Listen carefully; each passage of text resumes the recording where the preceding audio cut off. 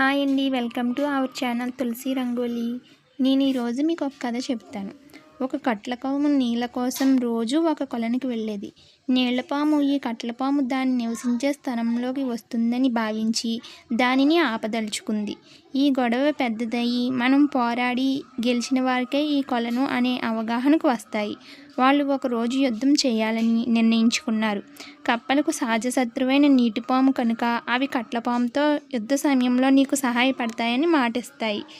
కప్పలు ఏమీ చేయలేక బెకబెకమని అరుస్తాయి. మొత్తం మీద కట్లపాము విజయం సాధించి కప్పలతో మీరు నాకు సహాయం పడతానని మాటిచ్చి సహాయపడలేదు అని అడగగా కప్పలు ఇలా అన్నాయి: మాకు కాళ్ళు వంకర, చేతులు వంకర, అందువల్ల వాటితో నీకు ఏమీ సహాయపడలేకపోయాం కనుక గొంతుతో సహాయపడ్డాం అని సమాధానం ఇచ్చాయి. కథలో నీతి ఏంటంటే భౌతిక సహాయం అవసరమైనప్పుడు కేవలం మాట సహాయం చేస్తే ఉపయోగం ఉండదు.